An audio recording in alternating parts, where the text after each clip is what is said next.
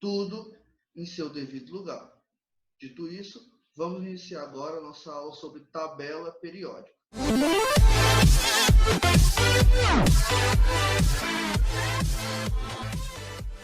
Tudo em seu devido lugar. Vamos iniciar hoje um breve histórico, um estudo sobre a organização dessa tabela periódica, certo? Sobre a organização da tabela periódica. Então, essa tabela, ela teve um início, porém, vocês precisam saber que ela não foi construída, ela foi organizada, até porque a maioria dos elementos já existe na natureza, a não ser os sintéticos, né? Como o nome diz, sintético, foi sintetizado, foi criado pelo homem. Mas a maioria dos elementos que tem a tabela periódica, foram organizados nessa tabela periódica, nessa tabela, para melhor alocação de acordo com suas características. Mas calma, vamos por parte. Então, quem deu início ao estudo da tabela periódica? Quem deu início ao estudo da tabela periódica foram os gregos, tá? Quem deu início ao estudo da tabela periódica foram os gregos, tá? Aqui os gregos, esse cantinho com até a imagem, não sei se é da época de vocês, do Hércules. Esse aqui é o desenho do Hércules, tá? Então essas moças dançando estão representando os gregos. Tá? Os gregos deram início ao estudo da tabela periódica. Porém, eles acreditavam que que eram limitados os elementos eram limitados aos 4 elementos naturais, que era terra, fogo, água e ar. Tá? Então, para eles, só existiam esses 4 elementos. Mas nós sabemos que entre o céu e a terra há muito mais elementos do que além do fogo e do ar, né? Então existem muito mais elementos. Então, mais óbvio, esse início foi muito bacana, foi extremamente necessário para que as pessoas tomassem ciência do que era a ciência, tá? Do que eles iam começar a estudar, da proporção que isso iria tomar. Logo após, mas antes disso, gente, já tinha ouro, prata, cobre e ferro. Só que eles não utilizavam esses elementos em uma tabela. Sabia o que existia, não sabia das suas propriedades, não sabia número atômico, massa atômica. Depois a gente vai ver também isso, certo? Mas quem deu início ao estudo realmente da química, do que era química, foi esse cara aí, Hillenbrand. Tá? Hillenbrand, ele, através de uma sintetização, através da destilação da urina, ele descobriu o elemento fósforo. Não esse fósforo aí que eu coloquei no exemplo, mas o elemento fósforo, tá? Uma substância que brilha no escuro, certo? Ele destilou sua urina, e através desse experimento ele percebeu que esse componente brilhava no escuro. E tá aí a experiência que ele fez, a sua destilação. Tá bom? Então, quem deu o pontapé inicial ao estudo da tabela periódica da química foi Hillenbrand, quando ele provou que existem mais do que esses 4 elementos: terra, fogo, água e ar. Ele descobriu o fósforo. Logo após isso, gente, foi descoberto muito mais elementos. Tá? Foram descobertos muito mais elementos. Então, Lavoisier e Berzelius começaram a descobrir mais elementos, começaram a estudar mais o que era química. Em 200 anos, que iniciou o estudo da química, o que era química, muitos elementos foram descobertos. Então, o que era 4 passou a ser 60 nesses 200 anos. O que era 4, que eu digo que era terra, fogo, água e ar, em 200 anos depois que Henry começou o estudo do seu primeiro elemento, foram descobertos mais 60 elementos químicos. Então, a prateleira que tinha só 4, agora ficou com 60. Logo após, muito depois, né? Depois de muitos estudos, depois de muita bate-cabeça para saber como seriam organizados os elementos, veio esse cara que é considerado o pai da tabela periódica, que é Dmitry Ivanovich Mendeleev, um russo.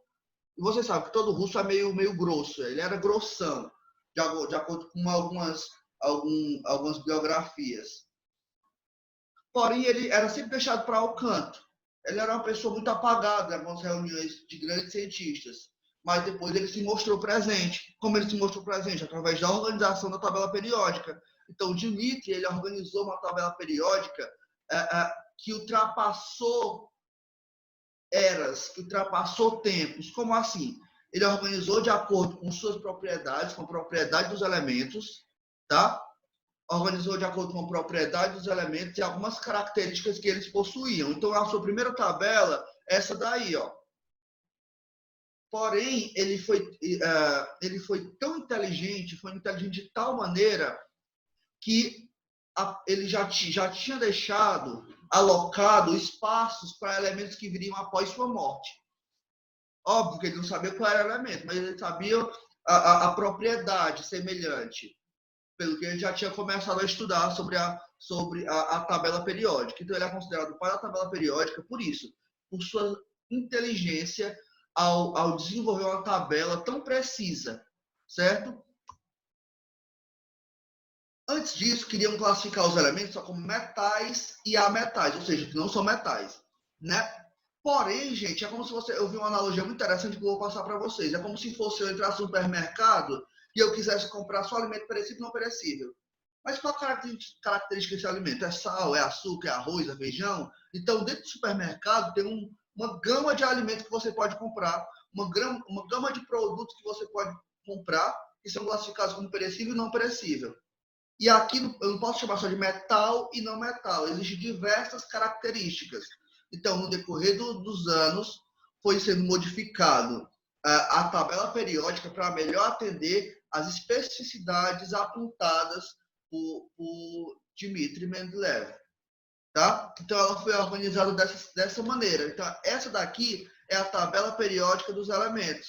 Como você pode observar, ela tem uma legenda. Então, a primeira parte laranjinha aí, são os metais alcalinos. Depois, metais alcalinos terrosos. Esse meio rosa são os metais de transição.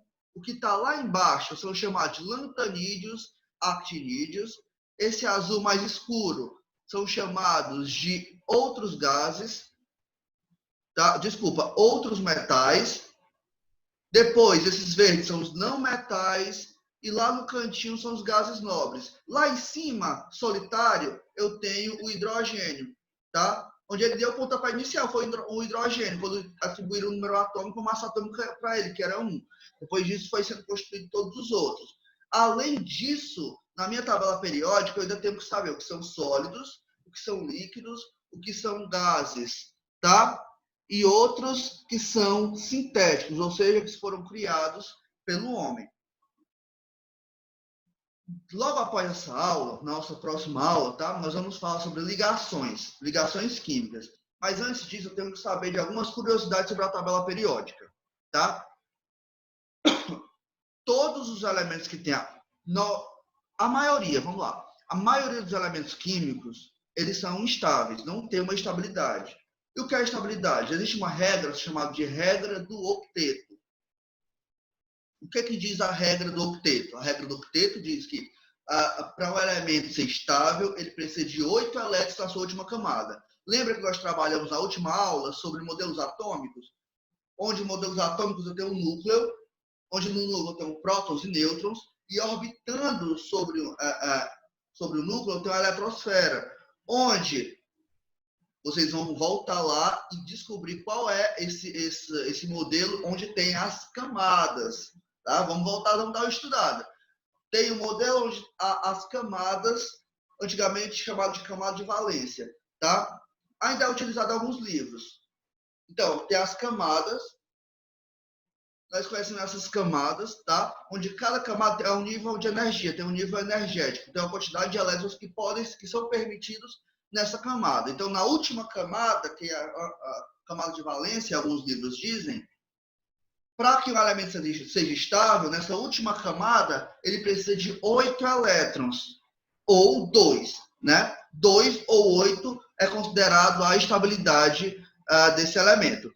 Nenhum desses que nós temos aqui, da família 1 até a família 17, nenhum tem essa estabilidade. tá? Os únicos elementos que possuem estabilidade são os gases, que são chamados de gases nobres. Então, os gases nobres são os elementos que têm essa estabilidade, ou seja, eles não precisam de nenhum outro elemento para atingir ela.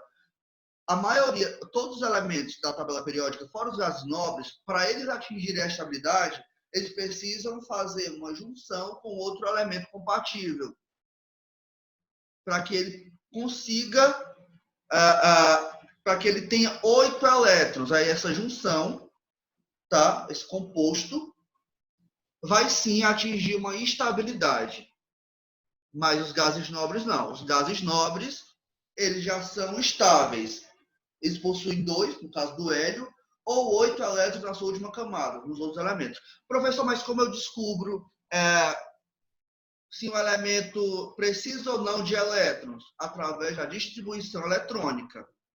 Você pode ver pela tabela periódica também quais os elementos que podem juntar-se com o outro para atingir a estabilidade. Mas a gente tem que fazer a distribuição eletrônica para poder ter uma garantia, ter uma prova, certo? Então, gente, na nossa próxima aula nós vamos trabalhar a tabela de Linus-Pauling, onde nós vamos fazer a distribuição eletrônica dos elementos para saber quantos elétrons há na sua última camada. Tá? Então, hoje nós vimos tabela periódica, um pouco do histórico da tabela periódica, certo? Espero que vocês tenham gostado da aula, tá bom? Qualquer dúvida pode deixar aqui nos comentários, certo? Então, até a próxima aula. Tchau!